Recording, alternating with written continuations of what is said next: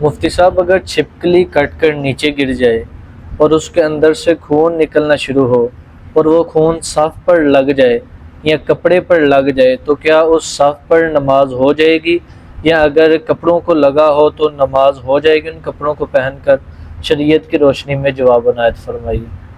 بسم اللہ الرحمن الرحیم۔ چھپکلی ہو یا کوئی بھی اس طرح کا موذی جانور، قاعدہ یہ ہے کہ جس جانور کا خون نکل کر بہنا شروع ہو جائے، خون نکلنے والا ہو اور نکل کر بہنے والا ہو، دمم مصفوحن ہو، تو اس خون کا پھر حکم یہ ہے کہ وہ خون نجس ہے، ناپاک ہے۔